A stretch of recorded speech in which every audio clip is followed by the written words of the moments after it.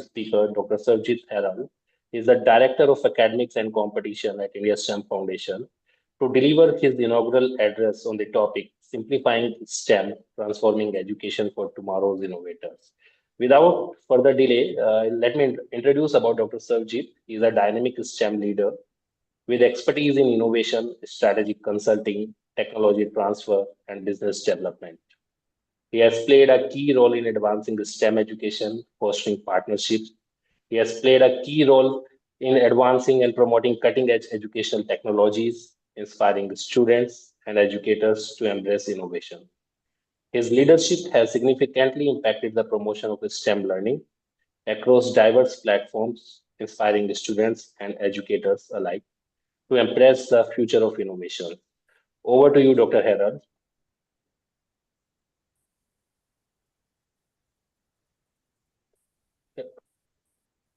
You are on mute, Dr. Thank Herald. thank you, Tushar. I will just share my presentation. Thank you so much. Though I am the first, I'm sure the best is yet to come as we have got the long conference here today. So, today I'll be speaking on simplifying STEM for transforming education for tomorrow's innovators. And my name is Dr. Sarjit Herald. So, different parts of the country, different parts of the world, and a good day to everyone. So, let me start. In today's rapidly evolving, let me just, I think my screen is not changing. Yeah. In today's rapidly evolving world, AI, robotics, and data science are shaping the future.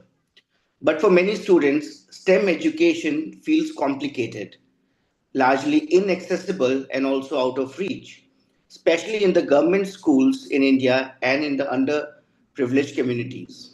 At India STEM Foundation, we believe that every child, regardless of their background, deserves an opportunity to learn, to create, and to innovate using STEM.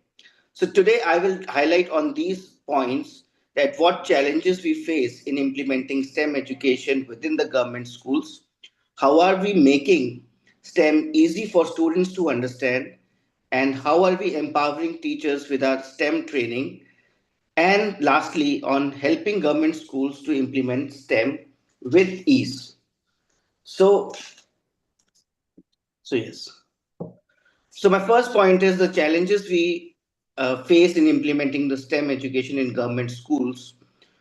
While STEM, we all understand that STEM is the key to the future of jobs and also to the innovation. Government schools face a lot of roadblocks in assessing it.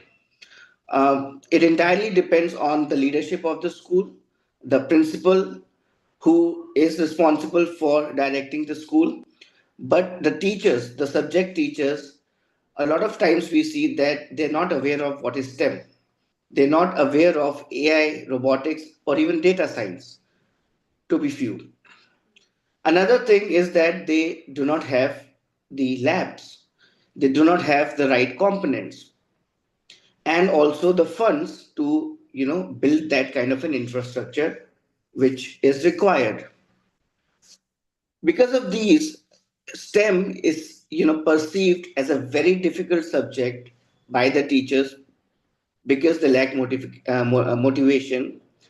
It also discourages students from engaging in it. So without the intervention, these students risk of being left behind in the digital economy. Our panelists from prestigious government and private schools will discuss more on this topic.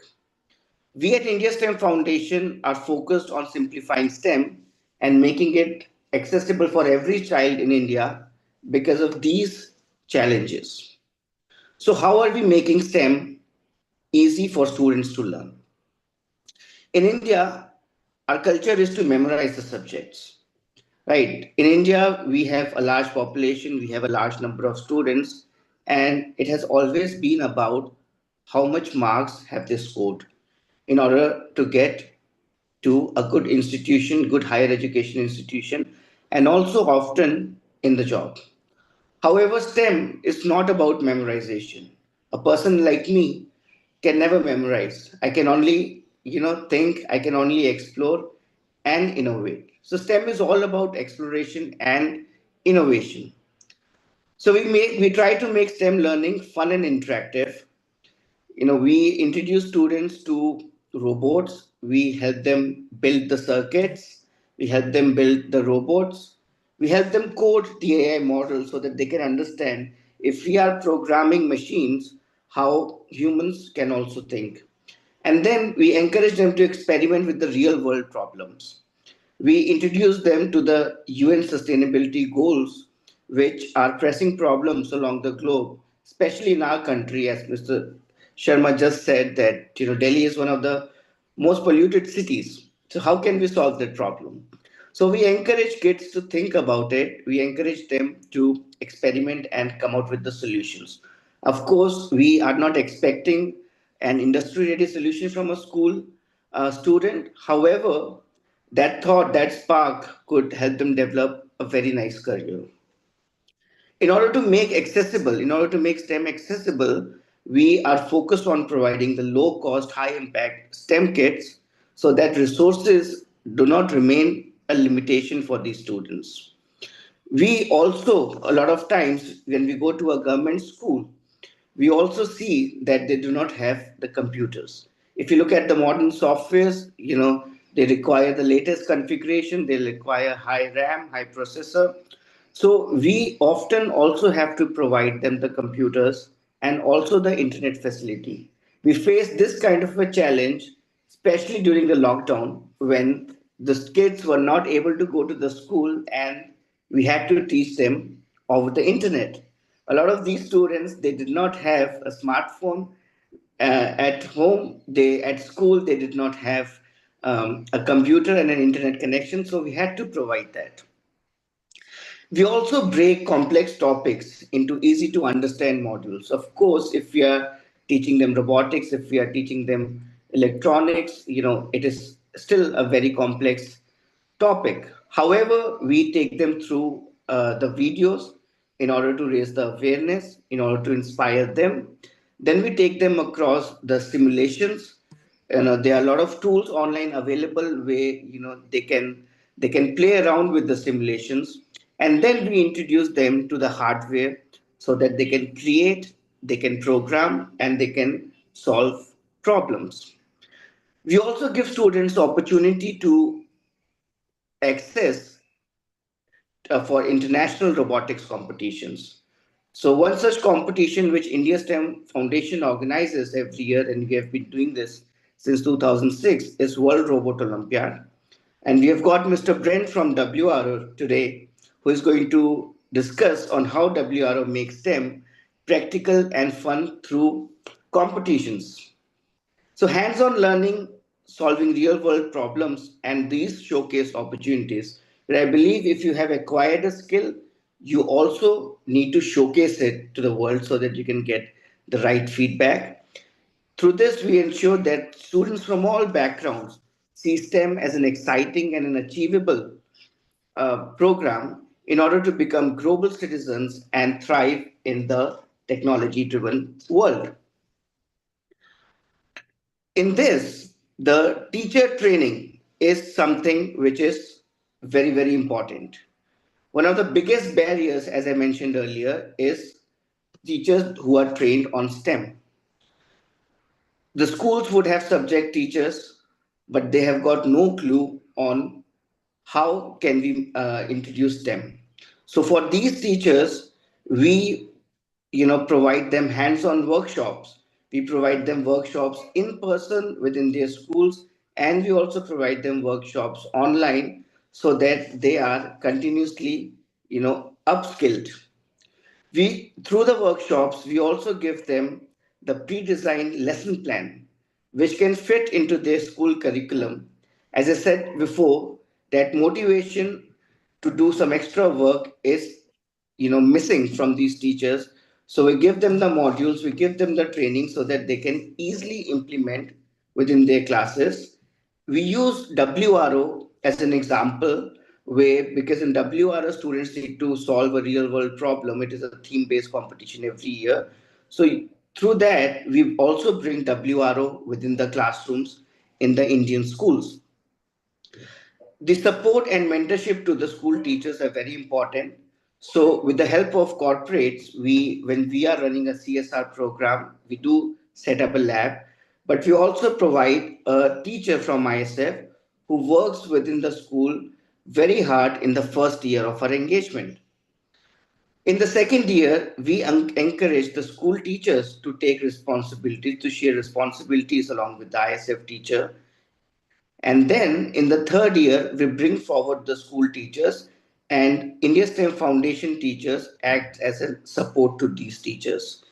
This helps us, give more ownership to the school, to give more ownership to the teachers, so that we can plan our exit and we can go to more schools in our country.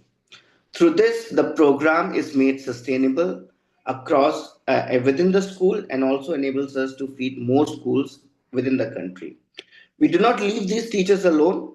We try to meet them on at least on monthly basis through, of course, through online, so that we can clear their doubts and answer their questions. So training school teachers is something which we believe ensures that STEM education is reaching to the most underserved community and to the classrooms. And through this, we encourage teachers to think and solve problems. We have got Dr. Walter Stroop here, who is the chair of STEM education at University of Massachusetts.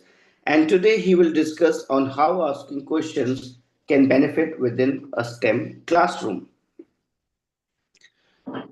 In terms of helping the government schools implement with ease, so we have got people on ground. We, as I said, we also provide the teachers. But in order to overcome the barriers of that there is no equipment, no curriculum, no trained teachers, we set up the lab within the school. We have got a set of kits which are low cost and affordable, and with the support of corporate, we are able to provide the learning material and the kits to these schools, and we take it step by step so that the adoption becomes seamless. As I mentioned before, our teacher is there to support the school teacher, and gradually we try to transfer the ownership to the school teachers and the school. The role of the school head, the principal, is also important, and we are in continuous engagement with the principal in order to keep the spirits high. Corporates play a very, very important role because in India, through corporate social responsibility, through CSR, we get funds from the corporate in order to sponsor the education of the underserved students. We have got Mr. Ashwani today, who is the CEO of GMR or Lakshmi Foundation, who will talk about equality and inclusive STEM education. So, with these programs, schools can effortlessly integrate STEM and empower students to become innovators of tomorrow. So, we are on a mission to simplify STEM learning, empower teachers, and make implementation seamless for schools, especially those serving the underprivileged community. Just before the keynote, we will hear Mr. Sudhanshu Sharma on how India's STEM Foundation is making STEM education accessible for all. So, as I conclude, I would like to invite all of you to let's transform the education and create tomorrow's innovators through STEM. Thank you so much. Thank you, Dr. Heron, for setting the stage with such an inspiring perspective on STEM education and transformating potential. So up next, we have Mr. Anurag Kumar. He's the Director of Science City, Kolkata. So to give a brief intro of Mr. Kumar, he holds an MSc in Physics from IIT Delhi, and he served as junior research fellow at the same institution. So with vast experience across Bhubaneswar, New Delhi, Patna, Kolkata, these are the cities, beautiful cities in India. He has coordinated numerous exhibitions and gallery redesigns, including international assignments in Sri Lanka and Kuala Lumpur. He has presented papers at international symposium, including ECSIT in Finland and Science Center World Summit in Japan. So he'll be discussing how NCSM Science Centers innovation hubs from learning principle to planning products. So let's now hear from him how they are bridging the gap in STEM between ideas and implementation. Over to you, Shri Anurag Kumar. Good afternoon and good morning. to the panelists and the guests. I'll try to share my presentation. Uh,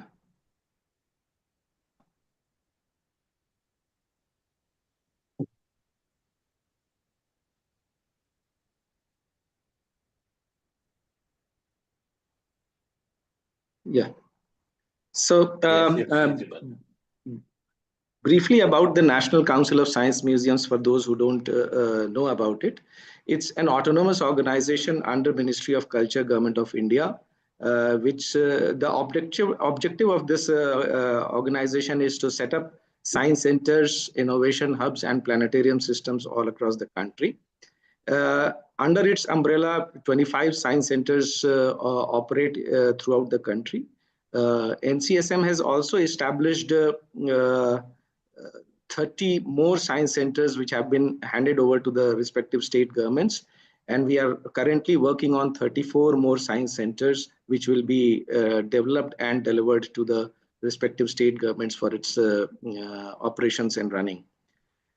So besides the science centers, as I mentioned, we also develop innovation hubs. In fact, the innovation hubs of NCSM, this task was given to NCSM by the Planning Commission of India in 2013, where we were mandated to establish 60 innovation hubs all across the country by the year 2025.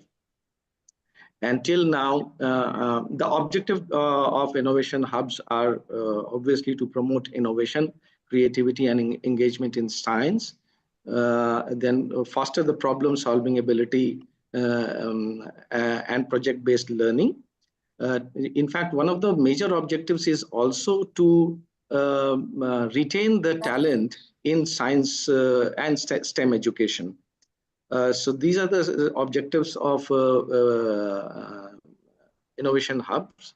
Uh, till now, we have opened 47 innovation hubs across the country. 11 more innovation hubs are almost ready and will be delivered by the year 2025. The first innovation hub was inaugurated on August 2013 in Birla Industrial and Technological Museum, which is the oldest science museum of the country. Now, the facilities of Innovation Hub includes a discovery hall. I'll give a brief about what all these means. The Innovation Resource Center and Hall of Fame, the Idea Lab, something what we call in India Tod Phod Jod, which means break and remake. Then Kabad se Jugaad. Jugaad is a very famous term used in India, where we build things from scrap. And then Idea Box and a design studio. So the Discovery Hall has got a small setup of a kind of science center type exhibits which are STEM based exhibits, the physics, chemistry, maths, science, technology kind of exhibits. And then we have Innovation Resource Center. This primarily has got the facility where the students can browse through all the innovation works which are happening all across the country at one place. And in fact, in addition to that, some of the recent innovations that have been done primarily in India are also shown in something what we call Hall of Fame, where the details about those innovations are kept. Then we also have the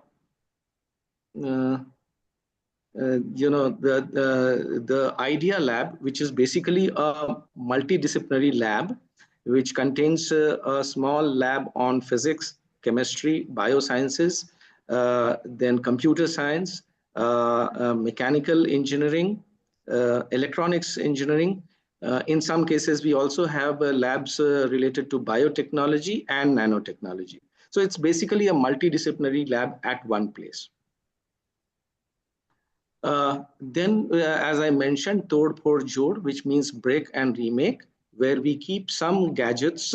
Students can bring those gadgets from their home also or from their nearby places. and they are asked to open those gadgets and see what is there inside, study the details of the gadgets, and then reassemble them in their original state. Uh, and then we also have kabar se jugaad, which means using the scrap for making models and gadgets and any equipment that they wish to make. Primarily, the idea comes from the student. They go through the scrap which are available all around them, or some of the scraps that we keep, and then they have to think of something which they can make out of those scraps, and then using our multidisciplinary lab, they make those gadgets in the innovation hub. Then we also have an idea box where primarily the students or any visitor coming to the innovation hub can drop their idea of any kind of innovation related to STEM education, and that they keep that in the box. And students who are the members of this innovation hub, they come, they open this idea box, and if they like any of the ideas which have been proposed in the idea box, they can work in these on these projects in the innovation hubs itself. If they have their own idea, they work on their own idea. But even if they do not have any idea, they can choose idea from the idea box and start working on those ideas. Then we also have a design studio where we keep some basic 3D printer is there, and then some other design gadgets. The computers where designs can be done, those things are available, and the children can print their own gadgets or the tools or the objects that they want to use for their research or their project. The next step for the Innovation Hub is to establish innovation clubs in the schools to encourage the students to explore this creativity in their schools itself.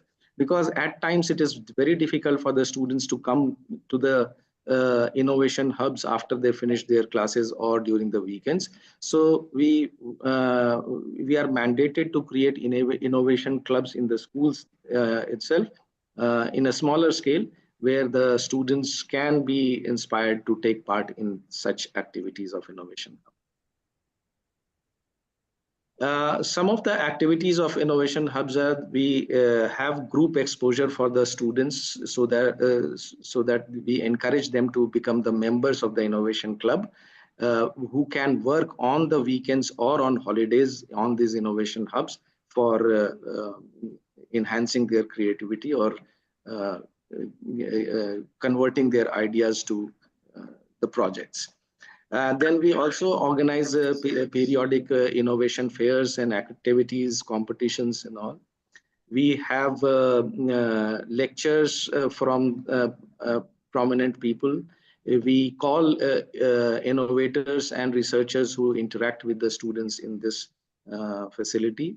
And we also show some interesting films about the inventions and innovations that have happened. So it is full of activities throughout the year. Then we some glimpses of the innovation festivals that we organize throughout the country. One of the activities, as mentioned by Sarvjit and Sudhanshuji, we participated with ISF, India STEM Foundation, to organize World Robot Olympiad, and the first one which we organized was in 2016, where we also organized the world competition, the World Robot Olympiad, which was a great success. I think Sudhanshuji will talk more about this. Then some of the major achievements of Innovation Hub are many of the students have developed such gadgets which have been we have applied for patent also for many of them. Some of them have been granted, some of them are still pending. So a glimpse of the achievements of Innovation Hubs are, you can see them on the screen. This is one where a student developed a foot-operated page-changing machine, which was helpful for the differently abled students. And he was felicitated by the then President of India for this particular project. Then some more activities and the projects which have been developed by the students in the Innovation Hub. Some of the patents which have been granted. This was long back, the electric cycle design and the multi-purpose farming vehicle and energy-free food preservers. Around 20 odd projects, the patent has already been applied, and they are in the process of being granted. So these are some of the activities of the Innovation Hub that we are doing in order to promote STEM education. The idea is to create the facility, give the platform to the students who generally don't get such platform at one place, and to encourage them to use all the elements of STEM education to convert their ideas into real life projects. Thank you very much. Thank you very much, Mr. Anurag Kumar, for shedding light how these innovation hubs they are bringing change into the STEM education and how they are bringing revolution, a great revolution among kids. So STEM truly comes alive when learning is hands-on and engaging. So to explore this, we now have Mr. Brent Hutchison. He is the chairman of WRO Advisory Council. So let me talk about his brief intro. He is a passionate advocate for play-based learning and a director of hands-on technology and care for education. He has pioneered numerous initiatives using Lego tools to help children develop executive functioning skills like cognitive flexibility, working memory, and self-control. As an Ashoka Fellow, he brings strategic knowledge to the WRO Advisory Counseling, enabling it to adapt to the evolving educational landscape. Now he will take us through making the STEM practical and fun through competition. So over to you, Mr. Brent. Thank you. Good day, everybody. I know that we're running a little bit late, so I'm going to go as quickly as possible. I really want to talk today about my teaching background and the experience I had as a teacher, so that you get an understanding of where I'm coming from on this topic.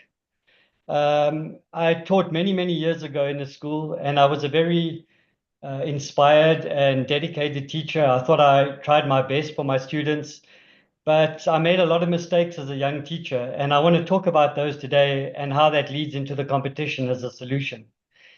As a teacher, I worked really hard, so I thought I had to put in the effort. So I put a lot of effort in getting to understand the content. I was really focused on the end result. I wanted my children to do really well. But what I didn't focus was on giving them enough opportunities to demonstrate the knowledge.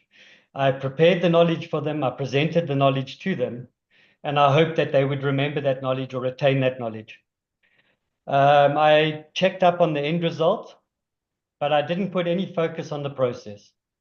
And so today I'd like to talk to you about what I call the 3 Ps, my important Ps that I would like to share with you as a way for schools and teachers to consider how STEM could perhaps be more beneficial and a bit more exciting for children.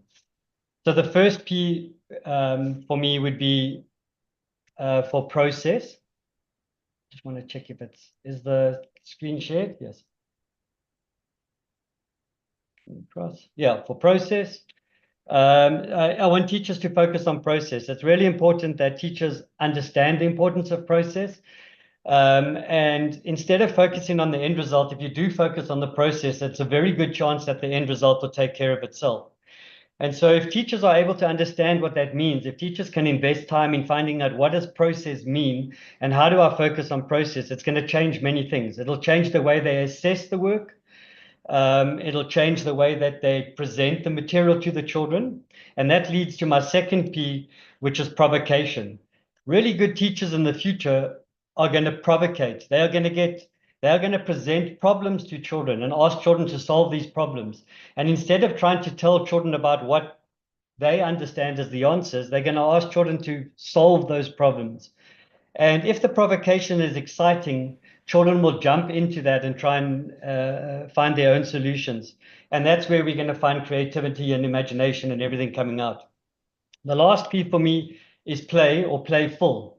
It's about having a playful approach to learning. We need to make learning, we want children to be engaged. We need to make learning fun.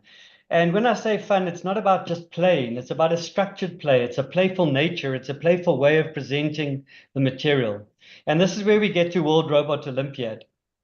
In 2009, I was very lucky to go and experience World Robot Olympiad for the very first time in Korea. And I was blown away. As a teacher, I was absolutely amazed at what these kids were doing and what the solutions they were coming up with. And I was so taken up by it that I wanted South African kids to have the same opportunity. And I came back to South Africa and started it. And what I want to tell you is don't expect to do amazing things in the beginning. We started with a couple of teams, a handful of teams. It's taken years to build up enough teams in South Africa. It's taken years to persuade teachers and schools that this is potentially the right way to go. And when I say potentially the right way to go, what do I mean by that? Essentially, there are many, many competitions available around the world, STEM competitions for children to participate in. There are so many. If you go onto the internet and just troll STEM competitions for children, you're going to get so many that come up. That means there's no lack of opportunity for us to put children into these incredible areas. And when I say incredible areas, what am I talking about? I'm talking about a problem, and normally a world problem, that children have to consider, use materials. Some of those are very specific materials. They use a very specific product type. But a lot of the good competitions are opening up to any product type in the world today. And children get a chance to go in and participate in these competitions. And why is that different to what we're able to do in the classroom? One, it can supplement what we're doing in the classroom. But number two, what it can do is it can drive a process of helping teachers understand better what they should be doing in the classroom. And so I say that by wanting you to think about what happens when the child goes through one of these robotic experiences. I want you to have a look at this picture. I want you to have a look at the faces, the interactions. I mean, do you see this in your classroom? If you don't see this in your classroom, then perhaps the robotics competitions, the STEM competitions are a way for you to think about getting these type of reactions. If you look at this picture, you'll see joy, but you'll also see frustration. There's some kids there that are really frustrated. You'll see heartbreak, you'll see laughter, tears, relief, concentration. You'll see older students, you'll see younger students. And they're all choosing to be present, and they're choosing to learn in a more active, engaging environment. And this is what I think should drive the classroom. If we can get some of this into the classroom, I think it will really help teachers who are trying to introduce STEM. And so competitions are an incredible way, because competition is like the ultimate goal of any activity. If you play any sport, if you think about that, could you imagine how boring it would be to practice cricket, practice hockey, practice football, and never play a match? What would it feel like to practice all day, but then never get to test your skills, never test to see whether your skills are comparable to other people? And that's what these competitions allow us to do. It allows us to take the content that we want them to learn in the schools, and we allow them to demonstrate an ability in a much more enjoyable, fun way. And I think these competitions are something for teachers to consider. I think schools should consider it. And I think schools need to think about some issues. And these are very quick, the issues I want them to think about. That if you do projects, or if you allow children to practice in your schools, if you tinker, if you allow them to tinker, or if you allow them to play, it all takes time. We need time in order for this to happen, or for us to achieve something. And schools are divided up into perfect time slots, and they're not ideal for focusing on process. So if we want this to become part of a natural learning style for children, we have to rethink the way we structure this in schools. And I'm not talking about completely changing the way schools are structured. I'm talking about putting pressure on schools to reconsider their timing. Perhaps allocate 3 or 4 lessons in a row for a teacher to do a proper provocation, where children will be given time to really think about the solutions that they come up with, rather than asking them to finish in a very small time slot. I hope that gives you a sense today of some ideas of how we can make this really fun and engaging. I really have enjoyed the speakers so far, and I know that I'm really looking forward to Dr. Walter Stroop's presentation. Thank you very much. So thank you very much, Mr. Brand, for reminding us that innovation thrives when it's both challenging and enjoyable. And I really like your idea about three P's, like process, provocation, and lastly, playful. I just wanted to take a few seconds of all the speakers and the panelists over here and the people who have joined today. So I can share my experience how young kids are making innovations. Means this WRO is bringing a lot of change in innovations nowadays, and from last 18 years, and this is our 19th seasons, we are working towards it, and that's the reason why we want to bring WRO into classroom. So thank you very much. Now let's turn to our next speaker, Mr. Ashwini Saxena. He's the CEO of GMR Gara Lakshmi Foundation. Mr. Saxena has a distinguished career spanning over 32 years, having worked with leading organizations such as UNIDO, World Bank, corporates in India and Africa. He has led CSR and sustainability programs and championed IFC's sustainability tools in South Asia. He's a certified ESG director. He holds master degree in geology and business management and a certificate in CSR leadership from the University of Geneva. He is also a member of several national task forces and advisory committees and frequently contributes as a guest lecturer at premier institutions such as IIMs and IITs. So he'll be speaking on the topic equality and inclusive in STEM education. So put your hands together. Let's welcome Mr. Ashwini Saxena. Over to you, Mr. Saxena. Hi, good afternoon. Thank you, Tushar. That was more than an elaborate introduction of me. I'm just a practitioner working over the years, learning along the way. And I think the best part of my learning process has been that this has been also with a lot of students at the schools where we have worked, or with the students in the colleges where we've been supporting and working with them. Why is equality and inclusion so important, and especially for STEM education? I would first begin with that, and then maybe go into the further details, how maybe we can achieve equality and inclusion in STEM education. The fact is that STEM education itself is important for creating innovation, in creating innovating minds. And creating innovative minds, the scientific bent of mind, the analytical framework of mind, that is required, and that invariably comes through STEM education. And that is why STEM education remains very important element, especially at the school times, where the children have to grasp a whole range of subjects which are going to shape their future, regardless of whether they pursue STEM education later on in their careers or they go for other vocations. But the fundamentals of analytical bent of mind, critical thinking, all this comes through innovation. And this innovation, this innovative approach becomes useful for all work that they do in future. The second part, which is about equality and inclusion, is that it brings in a lot of diversity. And that diversity is also very important to not only ensure social progress or social growth, but also to help economic growth in a sense, because diversity helps you understand issues in a much better way. You get a much well-rounded perspective of societal issues, and that therefore solving them in the process. And equality and inclusion also eliminates a lot of biases and stereotypes that we may possess, and that need to be removed so that the world is a better place to live. So therefore, in terms of innovation, in terms of social growth, in terms of economic growth, equality and inclusion, especially in STEM education, becomes a very important pillar. Now, when we talk about equality and inclusion in STEM education, what are the two components when I look at it? When you talk about equality and inclusion, to me, two components come to my mind. One is access, and the second one is participation.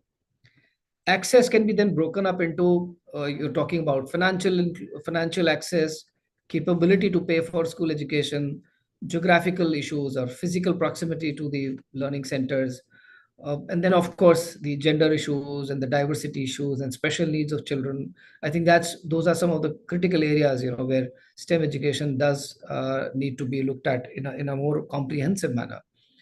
And participation, which is again the second part of improving STEM education, is itself dependent upon a number of underlying factors. And more so with my colleagues, who have joined from the other parts of the world, more so for developing countries like India, where STEM education itself, or the quality of STEM education which the child is going to imbibe, is dependent upon a number of underlying factors. And those underlying factors are sometimes as elementary as the kind of nutrition that the child has received during the first 1,000 days of his or her life, the kind of family background that the child has, by which it is a kind of a, an opportunity or a lesser opportunity for a child, because a child may be coming from first generation learners, or could be coming from a good background from the family side, so that education comes natural to them. Their underlying health issues which are going to define whether the child is going to be able to participate in STEM education properly or not. Vision correction itself, for example, is a critical area in a country like India. And so therefore STEM education itself has a certain set of underlying issues which need to be addressed, which are of foundational numeracy and literacy, as we call that, and having an underlying understanding of those basic comprehension issues which need to be taken care of. If you look at the data in our country, out of 43 odd million students who are registered in the higher education, girls are opting roughly around 57% for STEM education. For boys, the choice is about 85%. So it also is not just about the environment at the school, it is also about the kind of work environment that is going to lie in future for these children, because of which the girls would typically choose non-STEM education rather than STEM education, despite having much better capabilities or equal capabilities than boys. I think the best mathematician in the modern times that I remember from India was Mrs. Shakuntala Devi, a woman. And numbers could simply flow to her and speak to her in a very lucid manner. Uh, Inclusion of various people, various types of people coming from different backgrounds, who could have been a better scientist for our country in modern times than Dr. APJ Abdul Kalam himself. So, say inclusion from a social aspect, inclusion from cultural aspect, inclusion from economic aspect, I think all these factors play a very important role in terms of whether we are giving right kind of STEM education opportunities or not. Now, uh, there are a lot of cultural norms also which predispose STEM education, and there remains a gender bias in that sense. And therefore, if you look at the global gender gap report by the World Economic Forum, it says that in technical roles, it's just about 29% roles being held by women in the country. And there's a long way to go. So it's a catch-22 situation, since there are no opportunities and there are certain cultural norms or barriers for women to join. Uh, Therefore, they are not opting for STEM education. And since there are not too many people joining STEM education, therefore, they are not available for taking up suitable opportunities. So it's a catch-22 situation, and this has to be resolved. And it has to be resolved by breaking those systemic barriers that we see, how we can bring in inclusive teaching practices. Children with disabilities sometimes also are mavericks in terms of their understanding of science and technology, and therefore how do we create an inclusive environment for such children, regardless of gender, regardless of their social or economic backgrounds. I think that is a big key. And therefore, in order to achieve the status that we wish to have as a country, and bearing the fact that the demographic dividend is in favor of this country, it would be very important to make sure that education, especially STEM education, and that too with a lens of equality and inclusion in it, needs to be a top priority. And this can happen only with a lot of convergence between the various players, stakeholders of this ecosystem, with a lot of resources that need to be deployed, and not just in terms of physical infrastructure or physical resources, but also in terms of building a whole range of, I would say, educators, so that STEM education and the fundamental principles of STEM education are well understood and appreciated in the country. I'll stop at that. Thank you so much. Thank you very much, Mr. Saxena, for emphasizing the importance of creating opportunities for every learner to shine. The way you have included the statistics and demographics you have given, I hope all our attendees definitely find it very insightful. So next we have Mr. Sudhanshu Sharma. Before him, we were waiting for Ms. Monica Varia, but she's in no network zone. That is why she will not be able to join us. So I want to start with giving a brief intro of Mr. Sudhanshu Sharma. With over 30 years of entrepreneurial experience across manufacturing, international trade, robotics, technology transfer, automotive engineering, edtech, and the social sector. He works in every sector, I must say. He has consistently designed and scaled innovative solutions for diverse markets. Beyond his leadership roles, Sudhanshu is passionate about mentoring and advising aspiring entrepreneurs, innovators, and leaders. He provides hands-on guidance in startup mentoring and life skill coaching, empowering individuals to reach their full potential and drive sustainable growth. Always open to collaboration. Sudhanshu Sharma is dedicated to fostering innovation, impact, and meaningful change. Today's topic would be making STEM education accessible for all. I welcome Mr. Sudhanshu. Over to you. Thank you, Tushar. I think you should have edited that very long introduction, but thank you so much. I would like to once again thank all the speakers who have joined today in this conclave, and my special and sincere gratitude to Dr. Walter Stroop, who has joined this conclave as keynote speaker, and he had to wake up early in the morning. I think must have not even slept because it's 5:30 or something a.m. in your country. Thank you so much for taking, for honoring this great occasion for us. Thank you so much, sir. Just summing up what I've learned from Sarabjit, that what kind of challenges and we have when we work with the government schools, and not only, but even other schools also, non-governmental school also, private schools also, we have several challenges, and he and his team are grappling with those challenges and trying to make it more easy for it to be implemented. It's not about that we want to implement, but it has to be easy to be implemented in the schools. So thank you so much for putting the effort to make it successful for the schools.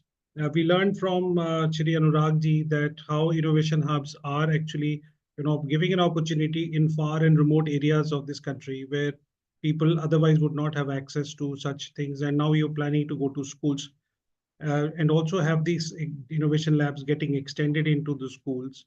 We are proud to have, and we are fortunate to have NCSM as a partner with India STEM Foundation and the growth of our STEM initiative through World Robot Olympiad. Thank you so much for your support. And I also liked the way Brent has discussed about the mistakes he made and where the learnings he has showed to us that we should make learning fun. And I 100% agree. And also, I also went through the same, realization when when I saw first time the WRO in 2006, and then I decided to start it in India. It had the same emotional experience that Brent went through in 2009 when he went to Korea. So that is something that we share. Thank you for sharing that how it can be fun. Mr. Saxena, thank you so much for sharing the details around your ideas about the equality and inclusion. It is, girl children, we are living in a stereotypical society. Girl children are generally discouraged to, go into science and the other streams. And also we have it, and all the topics that you shared there, it's a complex world, even though everybody wants to include and give equality, but there are so many barriers. I think we'll all have to work together, and so many other organizations who are working at grassroots level also need to jump into this way, that how equality and inclusion can be brought at all in all stages of the education systems and other areas, even in jobs also.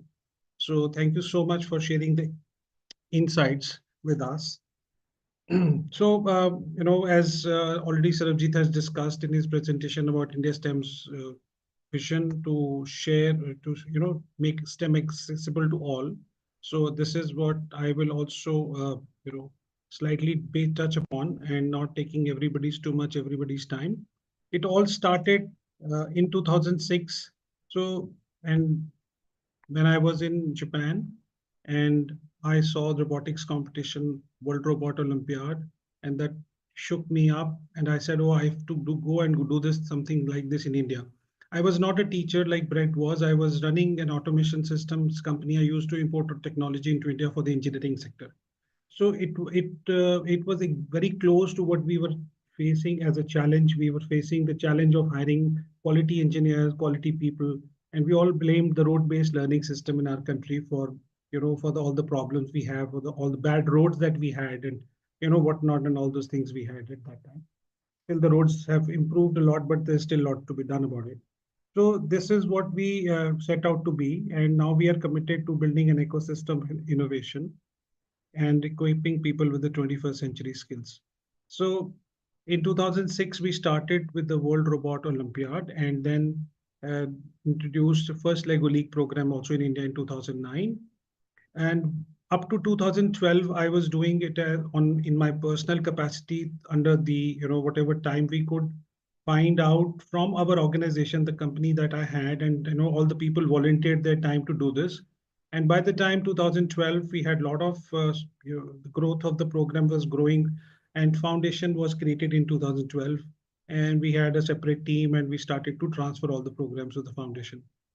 And during this period, we realized that hosting a competition alone is not enough, but we needed to build the capacity at a grassroots level. So we started the STEM robotics lab program called the Robo Shiksha Kendra.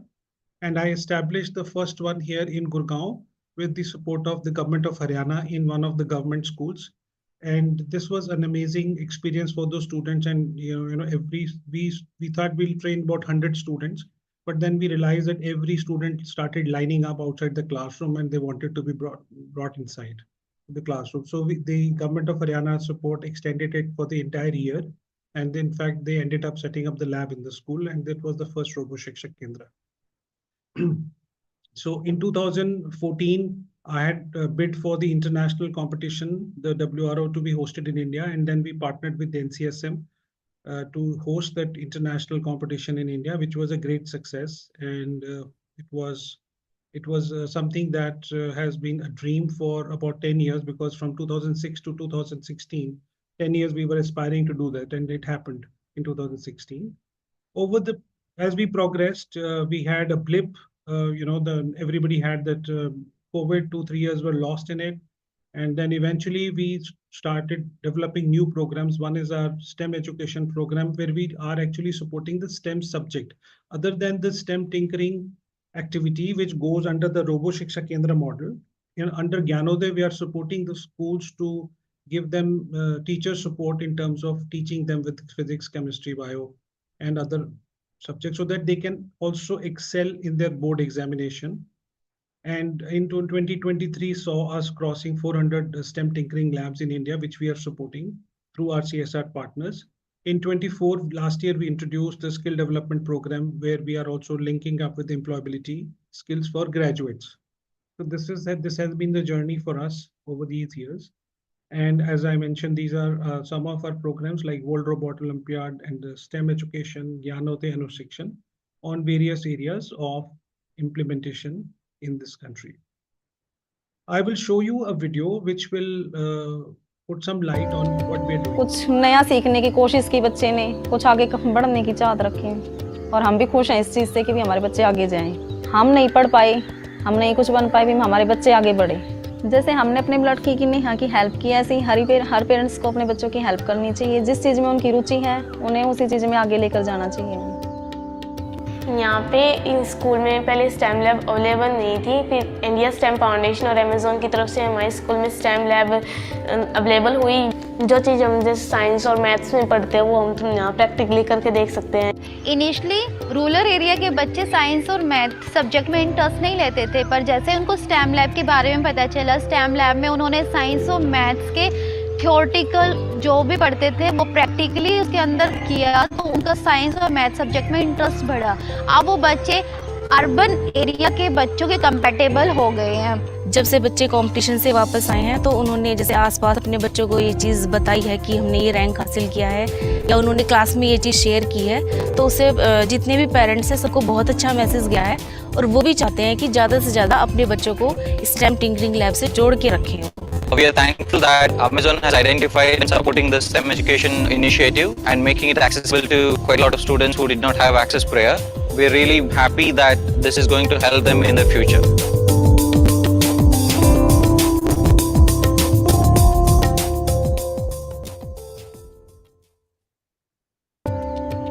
And I have a couple of videos to show you about the beneficiaries and how they. Hello, my name is Arnav Takle and I am pursuing Bachelor's of Engineering degree in Electronics and Telecommunication at Siyangan Institutes.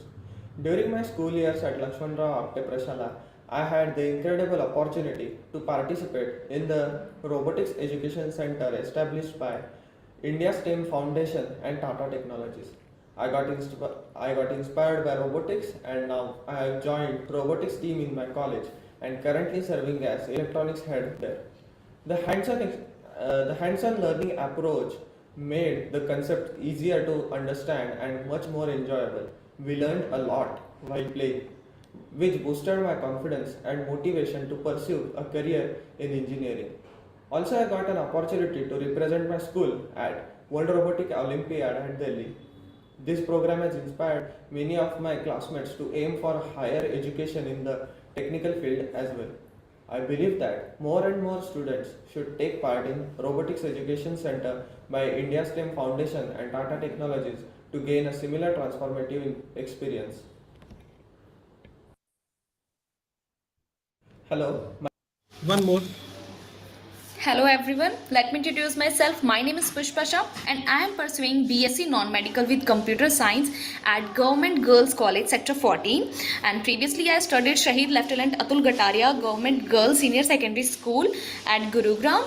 I feel grateful to STEM Foundation and Floor India for introducing the Gyno Day program in our school. Through this initiative, they provided dedicated teachers who supported us in physics, math, biology, chemistry, and their guidance make complex concept easier to understand, and they improving my academic performance also, so that as a result I am able to achieve higher marks in my 12th board exam. And it also helped me to secure admission to the BSc Non-Medical with Computer Science program, so that I am pursuing now. And I sincerely thanks to STEM Foundation and Floor India for the invaluable support in our education, and their effort have played a crucial role in my academic journey. So thank you so much, sir. So these are just a few of the students who have benefited. There are thousands of them who have gone through our programs in the last 19 years that we have been doing it. And we are so enthused and encouraged that we have decided that we really need to do something more. So we have taken upon ourselves a mission that over the next 5 years, we would mobilize at least 100 crores, which is approximately $12 million, to build a more robust and inclusive ecosystem of STEM education, and so that we can support more and more number of students. So this is a vision that I am not only myself, but my entire team at India STEM Foundation is believing in, and this is, I think we can do. But this is a big task that we have set out for us ourselves, and I think we cannot do it alone without all the help that we can get from our partners, from all the corporates and the educators and individuals around us. So we have to work together so that we can have more young minds in India. We can solve the global problems and we can contribute to the future society. These are some of our partners so far that have helped us and continuing to help, and we are looking at more and more partners who will support us. That is, thank you so much for everybody's attention and time, and I will not hold you from listening to the keynote speak from Dr. Stroop. Welcome, Dr. Stroop. Over to you, Tushar. Thank you. Thank you, Mr. Sharma, for reminding us about the inclusivity and that accessibility that India STEM Foundation has been providing to the young innovators. So it's time to welcome our keynote speaker, that is Dr. Walter Stroop. He is from University of Massachusetts, Dartmouth. He is holding a chair as the Department of STEM in University of Massachusetts with over 30 years of experience as an education researcher and product developer. He is a pioneer in group-based STEM learning and inventor of pattern-based assessment methods. His work in generative design and future focus on swarm robotics highlights a holistic approach to STEM education. He will share insights on generative design and virtues of asking questions backward in STEM classrooms. So put your hands together. Let's welcome Dr. Walter Stroop. Over to you.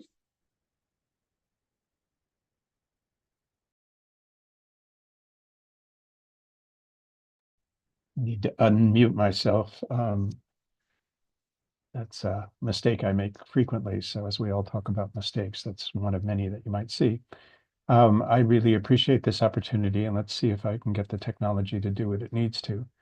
In terms of the talks that came beforehand, I sort of feel like I'm going to be borrowing from you all. And obviously we didn't communicate beforehand, so there's a kind of convergence that may be happening that I welcome. And in fact, in one case for Director Kumar, I actually stole one of your slides as you were talking. So I hope that's okay. All right, let's see if we can get the technology to do what it's supposed to do.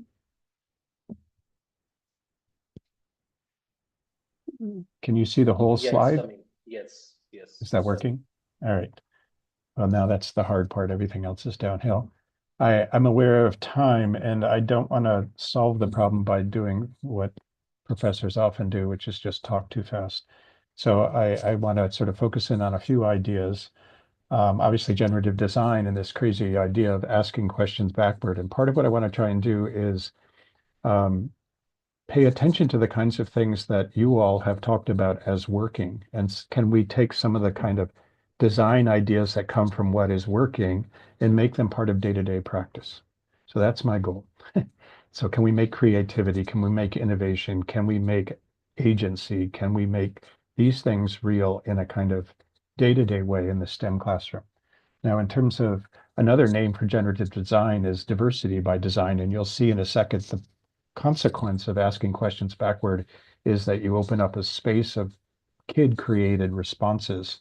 And so that has a double meaning, that the diversity of who they are and the things that they create that are related to STEM, so the content itself becomes a kind of activity, are front and center. So there are various titles for generative design, but one of them is diversity by design. And so I hope to pull out some of those ideas. I do want to acknowledge the National Science Foundation, especially if you've been keeping track of what's happening in the United States. They have funded many rounds of my own work and the work of colleagues. So it's important to me personally to acknowledge their contribution to my work. So thank you for the invitation. I think Dr. Harold is responsible for me being here, and I've appreciated the opportunity to do this. I think what got me here is, well, let me just quickly say, Dr. Hutchinson, Mr. Hutchinson, Brent Hutchinson talked about his 3 Ps.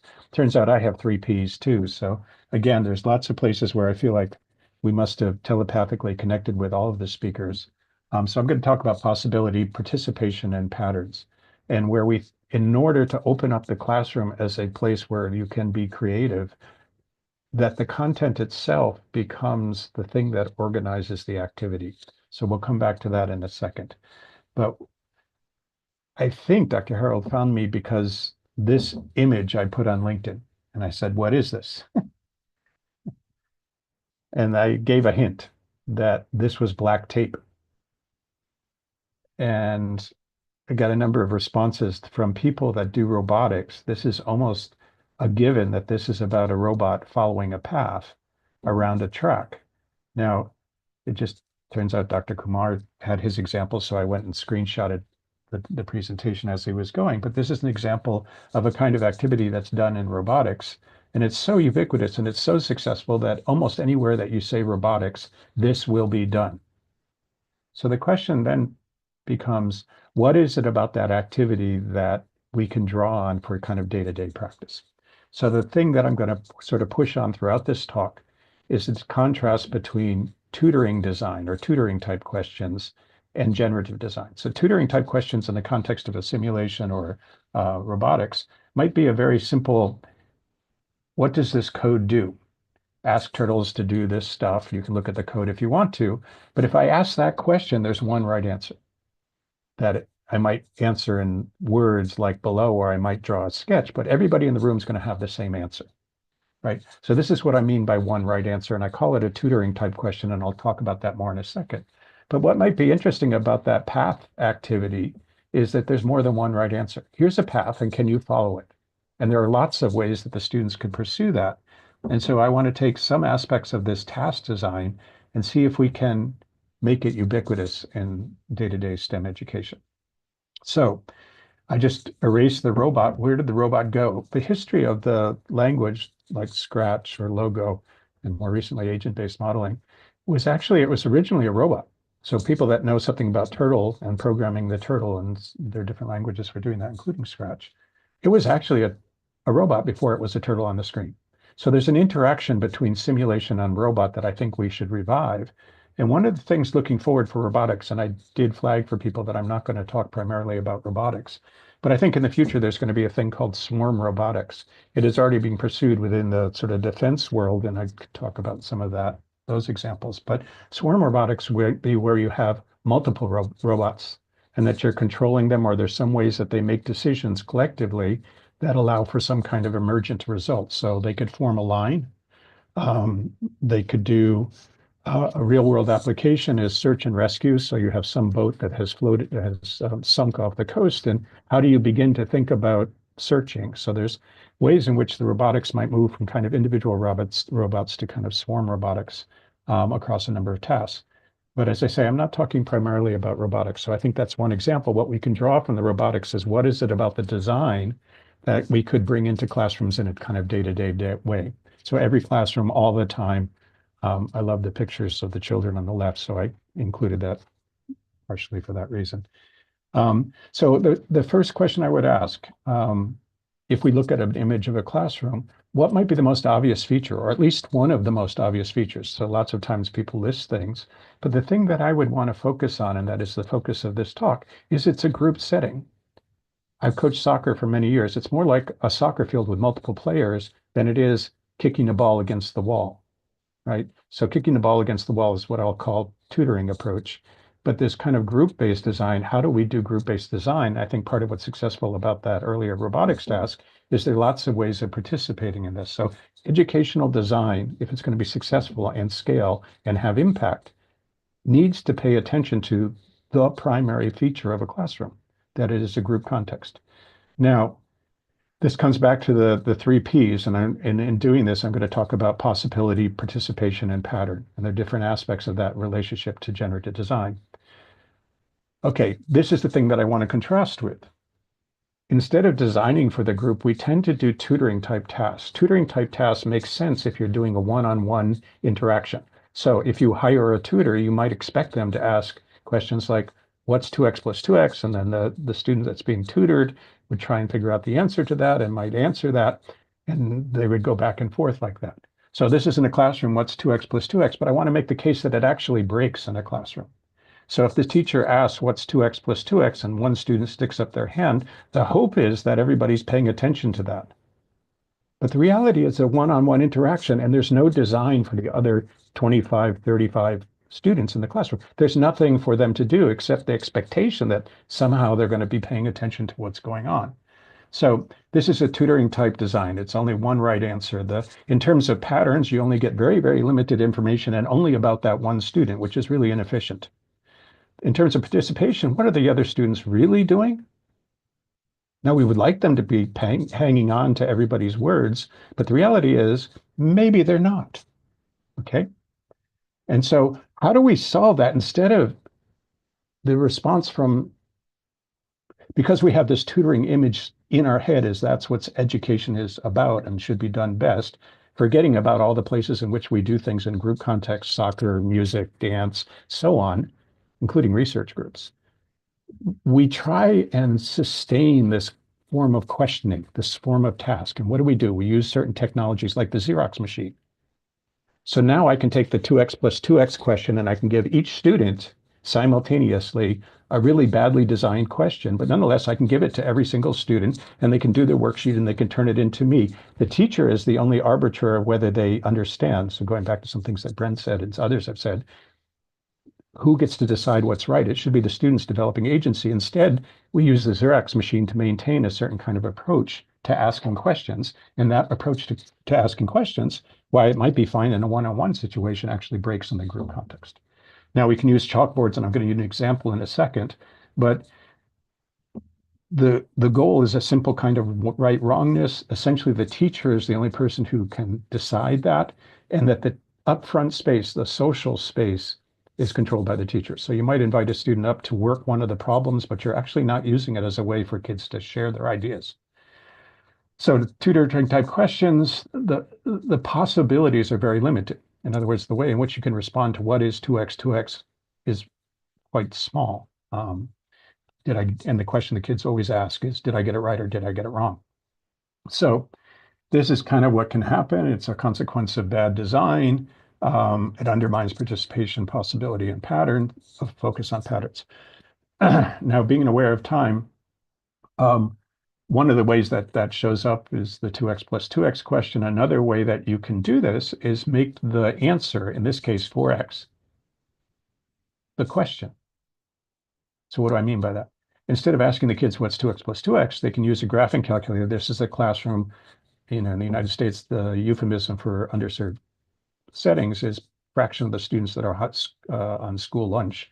This is a school where it's 100% school lunch. There's 3 first languages. It's a full inclusion classroom, so there are various range of special education interventions. So this teacher asked the kids to create things that are the same as 4x. Bye. And I want 5 of them. On the left are some examples of what they created within the first 6 minutes.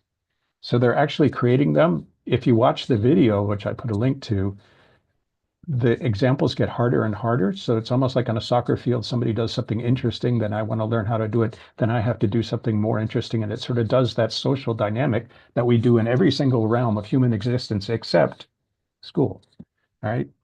By the way, this videotape was influential in Texas developing a product called Navigator that I helped work on as an outside consultant, because they said, oh, that's a reason that you want to build a network, because you want to have kids be able to share ideas. So there's a kind of tech development side to this.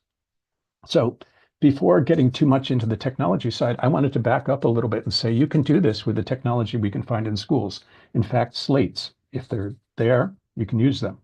So for example, a 2-column addition problem. Nobody's going to argue that, that sounds sexy. It does not sound sexy. It sounds like the kind of low-level stuff that everybody hates. No, you can make it into something that's playful, to use some of the words that were there. So 32 plus 12 is a canonical example of a 2-column addition. There's kind of one right answer. You can ask the kids to get the right answer. The alternative with generative is to say, listen, I don't know what's behind these question marks, but I know it adds up to 54. Bye. I want you to come up with 2 or 3 things that could do that. Exactly the same mathematics. Exactly the same mathematics is being used to make it social instead of individual and alone. So one of my problems with individualized and personalized is it really means alone. And so what we're trying to do is say, no, there's this group around, and why not leverage that as a kind of feature instead of a bug? So if we turn it around, we can ask the kids to create things. They can come up with at least one. They can talk to their shoulder buddies, so this person next to them, about whether they think it's right or wrong, and talk to each other about the mathematics itself. And then the teacher can choose, or the kids can choose in a lot of cases, to put their examples in a public space like the front board, so no longer controlled by the teacher, but in fact a place where we share our work instead of see how it's done correctly, right? And so even if you have enough room on the board, you have kids put all of their examples up. So in the same time that a teacher might go over one example, you actually have 30 examples on the board of likely to be correct responses. And the kids start to see the pattern, and that becomes an important thing in just a moment. So the patterns, if we look at the first round that you do something like this, and I'm aware of the time, so I'm going to try and cut this down a bit. But if you look at the patterns of what kids might do in the first case, all of these are right. Some of them are kind of humorous. You've got 4, 1, and 1, 4, and so there's a diagonal here. This might be somebody who has a kind of puckish streak that says 53 plus 1 is 54, and you go, yeah, that's right, and that's kind of funny. But so humor starts to appear because it's playful in the way that I think Brent was talking about. But there's a pattern. So if I'm a teacher and I look at these and I teach this stuff day in and day out, there's something that's missing. So there's a lot of good here. There's a lot of success here, but they didn't do anything with carrying. So you can do another iteration where you say, okay, folks, those were all great, but now I need at least one of the numbers in the first column to be bigger than 4. By. Bigger than 4 means that they'll say, how do you do that? You can't be bigger than 4 and add up to 4. You sure? What if I put 7 plus 7? Oh yeah, you'd have to carry the 1, right? So now we're exploring a kind of harder thing within a very basic set of mathematics in a kind of playful way, where again, you have the students create ones, talk to each other about them and put them on the board. Much more efficient, much more mathematics is done in this playful way. So no longer, Brent, do we have to apologize for the time it takes time. We can actually say this time is more efficiently used if you leverage the group capabilities, right? So I think I've got a short period of time. Now, I've provided a bunch of links. There's a form of assessment here. So here's a 3-column edition that was done with, I think, almost 60,000 third graders. The distribution above is the different combinations of letter responses. So this is called pattern-based assessment, but it grows out of what I just did with generative design. So then you can create assessments that look for patterns and how kids think about this task, including the carrying business. And that's the stuff that teachers need, and that's the stuff that we expect them to be able to do.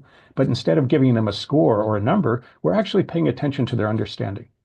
And that's radically different from other things. Now, Commissioner of a very big state, Texas, asked us to do this statewide. So there's a report that there's a link there that was done with over 400,000 kids. So we can go from generative design to pattern-based assessment and see that these patterns show up not just in individual classrooms, but also statewide. So if there are patterns that we're concerned about or ones that we want to celebrate, we can do that across levels instead of having this disconnect between teachers and, for example, administrators and school leaders and so forth. I'm also teaching in an ADD program that is populated by principals and superintendents. All right. In terms of practical things, I have a link to a kind of design rubric. I've only been able to talk about some of the features, but if you're going to design lessons, this is something I use with teachers. I work with teachers every week and have worked with teachers throughout my career, now going almost 40 years. Other resources, we primarily talked about the stuff in the orange box, but there's other contexts for doing this kind of diversity by design. Certainly an engineering task or a task where you're shooting towards a goal, that would be an example of that. There's some other ones that I've left off here, including participatory simulations where you immerse yourself in the simulation where, for example, you have to control traffic. And that you've got a certain amount of, everybody controls a traffic light, and somehow together we have to figure out how to control traffic better. So kind of at the high end, group-based cloud computing, you can use you can use cell phones, you can use laptops to do this group-based computing. The role of computing technology is to open up possibilities, where creativity is part of innovation, where possibility is kind of the core of this message, and that supports participation. So if you've got possibility, then you can participate in lots of ways, and then patterns will be used to create the activity, but also to assess the results. There is a video link to that project, which is an NSF-funded project, group-based design, where we create a classroom as a highly interactive space. But I went 2.5 minutes over, so I apologize for that. But thank you. That QR code will get you there. And what I'm going to do with that's a Google Sheets. I'll add in some more links based on some of the conversations we had so far. Thank you. Thank you very much, Dr. Stru, for challenging us to rethink how we approach towards teaching and learning in STEM. You also emphasize that you all started it. I was just cashing in on your ideas. Yeah, so basically you were also talking about 3 Ps in different scenarios, like we have seen that possibility, pattern, and participation. It definitely give insights and question how generative questions can be asked to bring new innovations in teaching. And also kids will be definitely thinking out of the box by having these kind of exercises, and they will be coming up with new innovations. And that what Mr. Brent was also quoting, that we have to come up with some kind of playful teaching. That's what really nice. Now we move to one of the most anticipated segments of this evening, that is the panel discussion. And the topic of the panel discussion would be challenges faced while implementing the STEM education in the school. So this panel discussion will be moderated by Ms. Swati Sood. She is the head of CSR and partnership at India STEM Foundation. She is a dynamic leader in STEM education and CSR. She drives impactful collaboration to establish STEM labs, train educators, and promote robotics competitions like WRO in India. So, with extensive experience in strategic partnership, she works closely with corporates, government bodies, and schools to equip students with future-ready skills through experiential learning. After this panel discussion, we'll be opening Q&A section as well, and we'll ask all the attendees, they can feel free to type their queries in the question answer box, and we'll ensure they will be addressed by our speakers and panelists after this panel discussion. So over to you, Mr. Sood. Thank you, Tushar. Thank you for calling me Mr. I loved it. I think you're being too humble in introduction today. So thank you so much for the beautiful introductions, and I'm grateful to be part of the conclave. So here I take an opportunity to introduce the panel here, and I think it's going to be very exciting to have this discussion going around between the esteemed panelists. So to start off, I would like to introduce Ms. Deepika Rao, an education leader with 27 plus years of experience, who serves as principal at Oak Ridge International School, Hyderabad, and director of education at Nord Angela Education, India. She has held key roles at GEMS Kolkata, DPSG Gurgaon, and EISB Bangalore. Known for her strategic vision, she champions innovation, ethical problem solving, and real world learning to create impactful educational experiences. We welcome you, Ms. Rao. Next, we have Ms. Elizabeth David, who has done MA B.Ed from Calcutta University. She comes up with over 18 years in the teaching profession. It is a fourth board SSC, earlier with ICSE, Cambridge IGSE, and CBSE. We welcome you, Ms. David.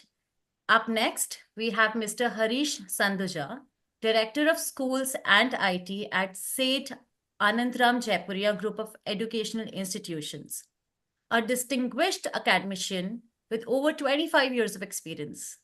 He has held key positions such as Director Principal of Birla Public School, Doha, and Sai International School, Bhubaneswar.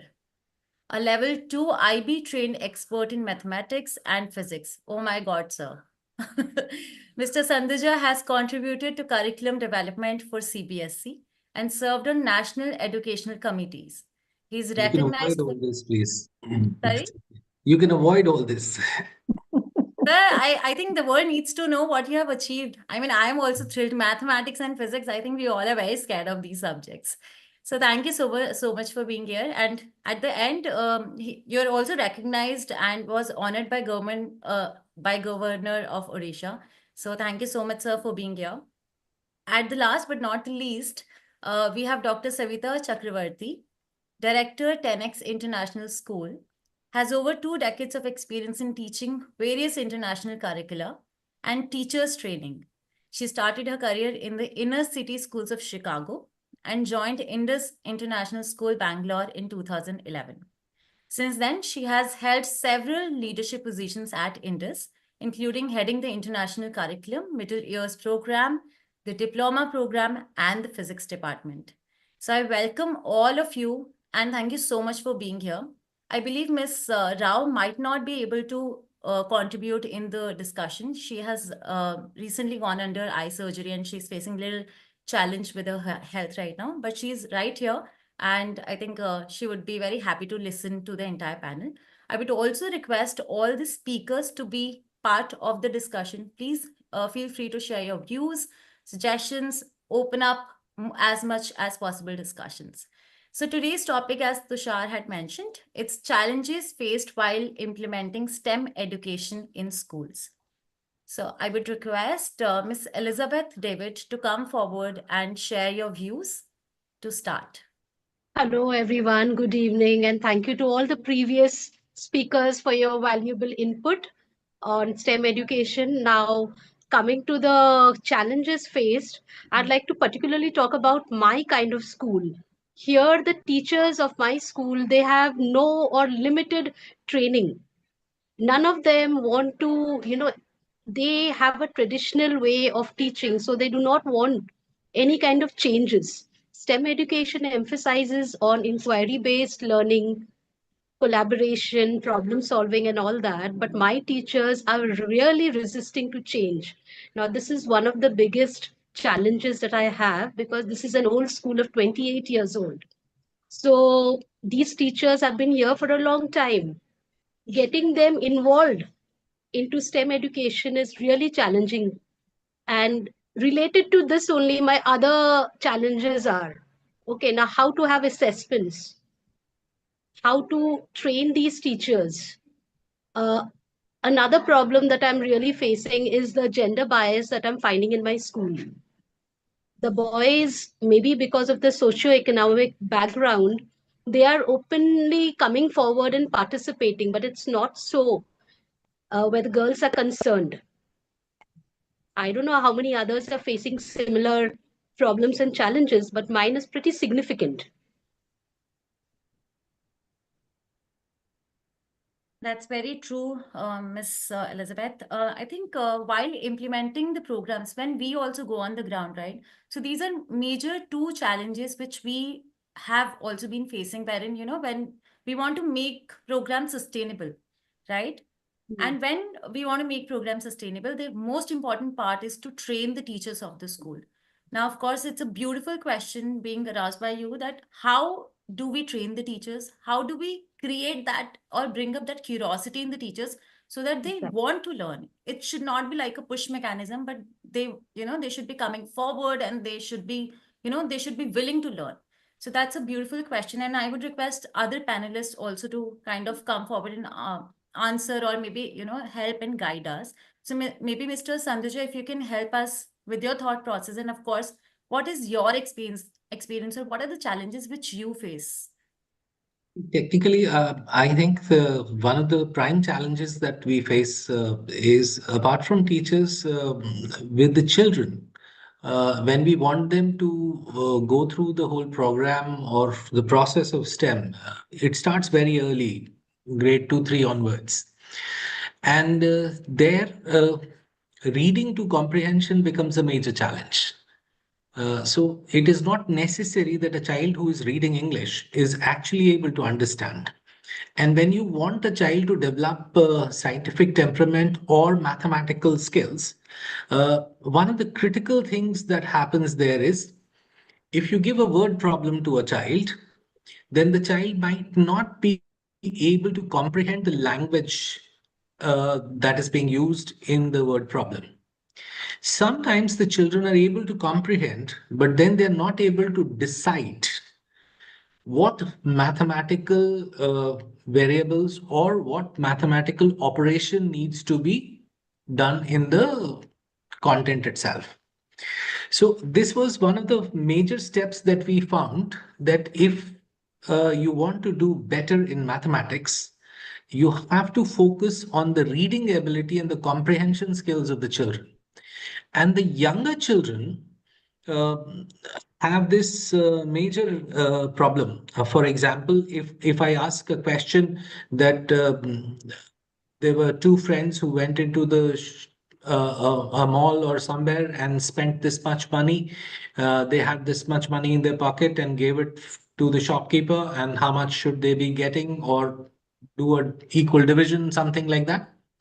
Now, the problem that arises with the younger children is that they would read this question, and many a times those who are not very good with their comprehension and conversion of a language into a mathematical equation, they, instead of answering this, will actually make some guess. And they will look at the face of a teacher or a mother, and then they will ask politely, division, I think division is to be done. And then they will give a smile. And then they will look for a smile on the face of a mother or a teacher for an affirmation whether what they are thinking is right or not. And hence what happens is, instead of taking a decision on the basis of what is being read and comprehended, they take the decision on the basis of their interaction with an adult who is around. And then they keep on growing on those lines. So it becomes extremely important at times for us as educators to make sure that am I still there? Yes, we can hear you. Okay. So I was just saying that it becomes extremely important for us as adults that before we start getting into STEM, we need to make sure that the base of language is done very well.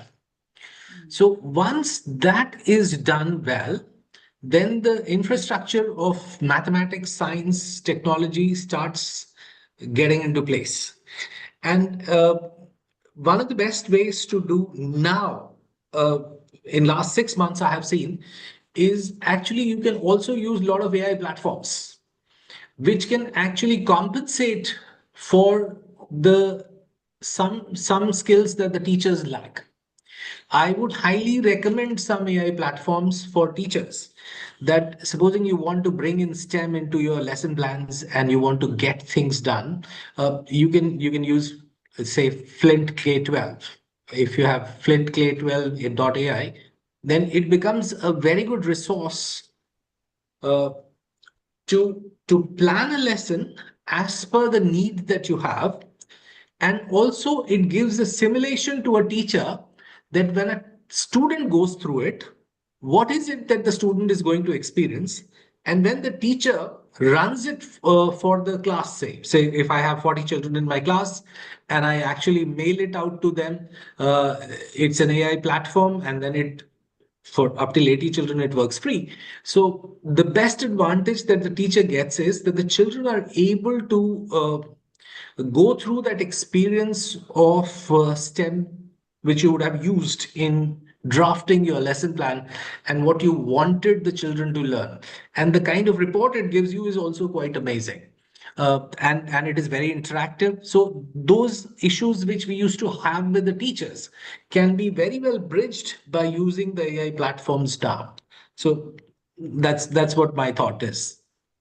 Beautiful, Mr. Sanduja. Thank you so much. I think now we have got 3 beautiful points and a very valid points. First, we spoke about teachers training and how difficult it is. Second is gender equality, which Miss Elizabeth, another, point. And then now the third one, which is a comprehension, language comprehension. This is another pointer which we really come across when we, let's say, when we are implementing our programs in Maharashtra or Tamil Nadu or Karnataka, the basic language barrier becomes major for us to implement such programs because our textbooks majorly are in English, right? And now the trainers have to transform those textbooks into their local language so that the students are able to understand, right? So now, Dr. Savita, I would request your thoughts on, the challenges which all of us are facing together. How do you think that, we can come up and then find a right solution for all of this? Okay, my context is slightly different. First of all, I'd like to thank India STEM Foundation for having me here, and Swati for that wonderful introduction, and all the speakers who went ahead of all of us, ahead of the panel. We all got some really good insights into what is the problems with, implementing STEM in schools. But our context is, as I said, slightly different, right? So we have a school of only 9th to 12th graders. It's a high school. We do have a STEAM lab, and our challenge is upskilling teachers, yes, like Miss Elizabeth brought out. And what I found, an answer to your question probably as to how teachers can upskill, of course, they'll have to do a lot of the learning on their own. There are a lot of resources, but still nothing works the best like actually getting your own hands dirty. So even teachers should be part of projects, or if not along with the students, they can do their own projects. We have a person who manages the STEAM lab. So he is able to give some training to the teachers on some of the basics of, all the electronic components or 3D printing or, robotics or whatever may be the case. But the best way it works, I think, is that when students are allowed to go ahead and do their projects, and how we are doing it, We are, of course, running the International Baccalaureate curriculum. So we have integrated STEAM into the curriculum. So what students are required to do is demonstrate their understanding of concepts through STEAM. So which means that they would have to actually go to the STEAM lab and either create a product or create some kind of anything. For example, let's say they were learning about the digestive system, right? So they create the entire model of the digestive system and try to get it into a working model using the 3D printer, printing different parts, putting it up, trying to explain how it actually works. A lot of working prototypes or proof of concept is actually created by the students. Now, what I found is the students of today are much more technologically savvy. They know how to use AI for coding, right? They're very smart compared to the traditional teachers that all of us are. So yes, it requires upskilling, which teachers probably will do now or will be forced to do through their students as well. So the role, like Dr. Stroop was talking about, the role of the traditional teacher, or even Mr. Brent, he was saying that earlier he used to just teach, knowledge was given, and he was testing for that knowledge given, but he didn't really know whether the students were able to apply that knowledge. So we are looking at it more from an application perspective. When we send the student into the lab saying that, okay, go and create something, use your creativity, use whatever resources are available, use AI even if you have to get ideas, use the 3D printer, do video content making, do some kind of chart only if it is, or a cardboard model, doesn't matter, but do something to demonstrate that you have actually understood the concept. So now what is our biggest challenge is actually time. Because we are working on a structured kind of weekly, you have so many periods, so many classes are given to different subjects. We are saying interdisciplinary connections, try to find those, connect computer science with language, for instance, show how Macbeth, the concept of the character of Macbeth might actually be, demonstrated through concepts from computer science. So students are at a slightly higher level, I think, than what all of us have been discussing over here today. But the challenge becomes then time. Students do not have enough time in the STEAM lab, so much so that our students who live on campus are actually willing to work over the weekends in the STEAM lab. So our biggest challenge is time. And if you're really looking at problem-based learning from the real world perspective, and we do a lot of design thinking as well in the school. So if they have to actually go out to the field and understand what is the user's concern or what is it that the user needs, help with or something like that. There again, we have a challenge with, these field visits, then coming back, collecting user data, collecting secondary data. So, there's a lot of things that students are really, really capable of, but it would all depend on, how we as teachers probably guide them through that process. And because of the way things are being done, again, I would take a word that Dr. Stroop used, which is agency. We do see a lot of agency coming from the students' end. Right. I think it looks like we need a lot more time to explore all the opportunities and possibilities what we're discussing right now. And probably, the next conclave, I think Sudhanshu and, the entire team of ISF, we can actually focus more towards discussing all these points because beautiful ideas have come up and the real-time challenges which we are talking today. So thank you so much, Dr. Savita, as well for your thoughts. To sum up, we understand that there are a lot of challenges to implement STEAM and, making it hands-on and making it more fun-based learning for the students and the teachers, specifically. So I think as a community, we all need to come together, as Dr. Savita beautifully mentioned that, we have to include all of these subjects within their curriculum, right? So that the interest is built up gradually, naturally, and not as a push-based mechanism.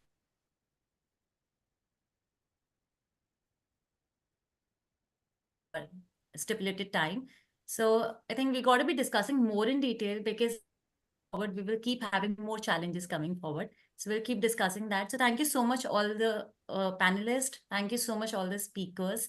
And I would request Tushar to take it over. And if we may have any questions from our viewers, listeners, we can please take that up. Yeah, thank you. Thank you very much, Ms. Sood. Now I'm correct, I think. Yeah, so basically we are already 10 minutes over with our time. Okay, so we'll take maximum 1 or 2 questions from the chat. Mostly questions have been answered by panelists. And let me take one question from Dr. Walter Stroop. There is a question asked by Gumalari Esat Prasad. He said that when we talk STEM, it is interdisciplinary and integrated in approach of teaching subjects like science and maths.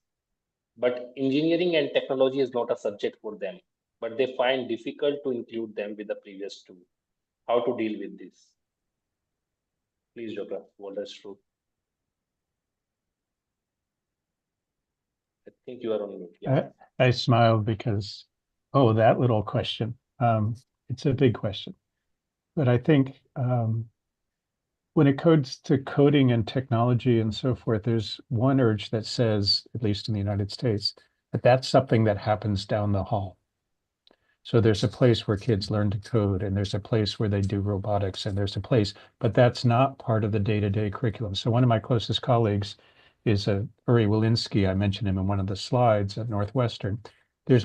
We can incorporate these things into teaching math. We can incorporate them into doing physics if we're creative about it. If we don't think of it as kind of an allergic reaction, okay, we got this new stuff and the traditional teachers fight against that, and we'll have this kind of tug of war.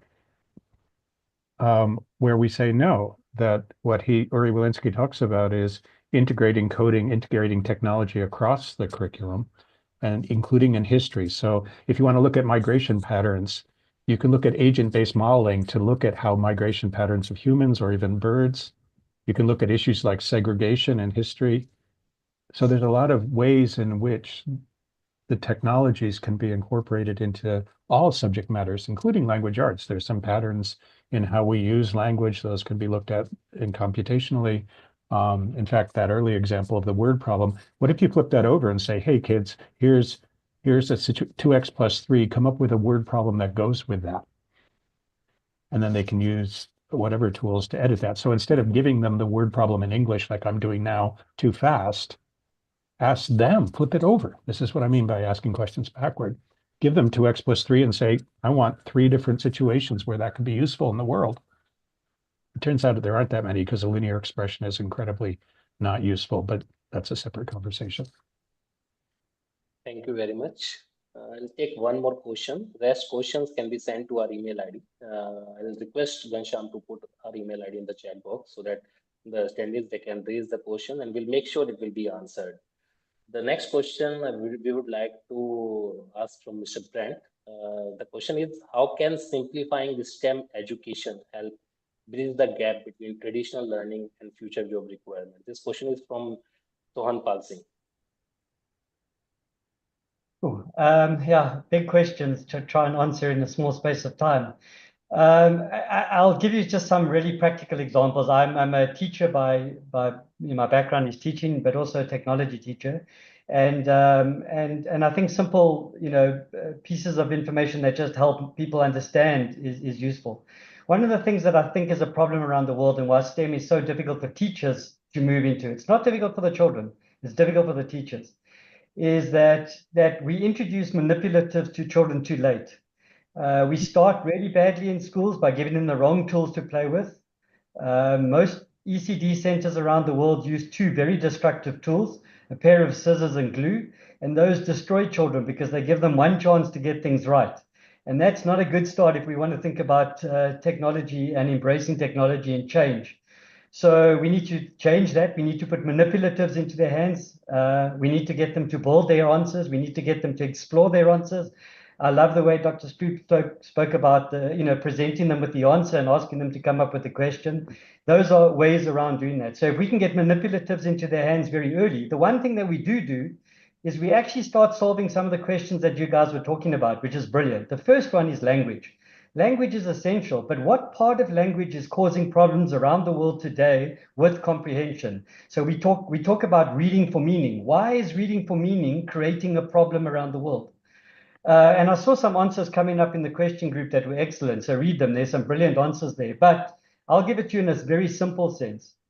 Some of the words that create a problem are prepositions. Prepositions create a problem because if you get if you misinterpret the preposition, you are going to struggle to understand the question, and therefore you will not be able to make the correct answer.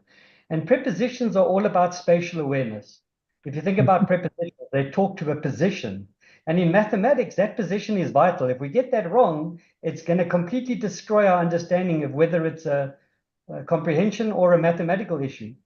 Spatial awareness is a critical area that schools and teachers can work on to make a big impact towards bridging the gap between traditional teaching and the new kind of thinking around STEM. So if we just focus on a few very practical things, we can start making a tradition. And this isn't asking teachers to change dramatically. It's giving teachers small practical things that will shift them towards understanding, and then allow the children to start demonstrating the things that they're actually really good at. So I think it's little things that we have to do. It's not as big as everybody says in terms of something too difficult to handle. It's little things that we got to get right, but it starts with putting manipulatives in the hands of children. I believe that if we can get children to build concepts and get an understanding through the building and breaking down. I saw that slide earlier of the break and remake. I think that's absolutely brilliant. That's how we learn. We don't learn in building up, we learn in breaking down.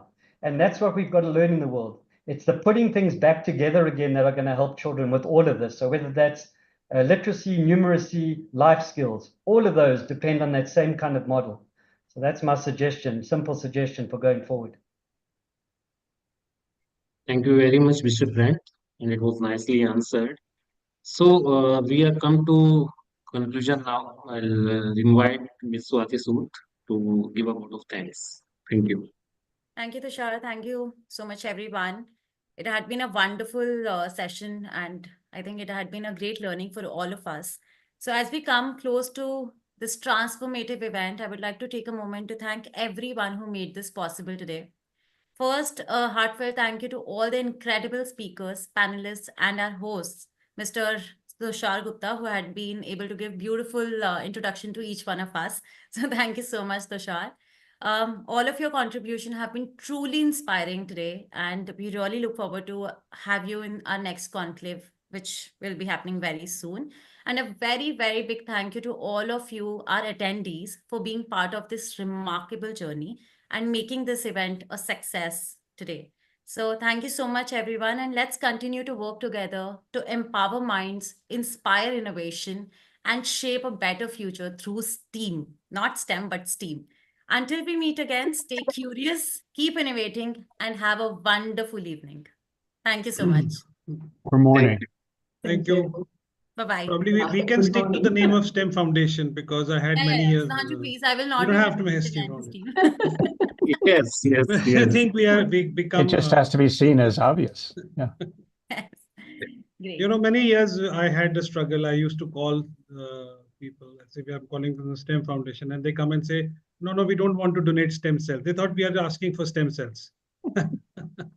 So that is also, we had a lot of fun explaining that, oh, we are not here for stem cells, for your students. And it won't hurt. Yeah. All right. Well, All thank right. you all. Thank you for this Thank you. opportunity. Thank you. I'm going to go get some more coffee. Thank you, Anuragji. Yeah. Thank you. Bye. Have a You good know, day. take care. Yeah, Bye. Please be in touch. If anybody wants to be in touch, I'm Thank you, happy. everyone. Thank you, Dr. I will be in Dr. touch. Chakravarti. Dr. Take care. Only to you, it's good morning. So have a great Have a great day ahead. You will have a great day. Coffee is Have key. one more Yeah. coffee as well. Thank you. Yeah, thank you all for the invitation. We would like It to wa- invite it was you certainly worth to getting up India. for. And as I said, I stole all your ideas anyway. So Please come to India. You can have a first I hand. would love to do that. Yep. Have you been here before? No. Oh, so That there's a makes me great sad. excuse for you to come because you've never been here. I would come with any excuse, and that could be one of them. Yes. Yes. Just don't tell my wife I can be useful. She'll change my home life. But if I can be useful to you all, I'd be glad. Yeah. Take care, you all. Thank you. All right. So Bye. much. Thank you, everyone. Yes. Thank you, everyone. Thank you.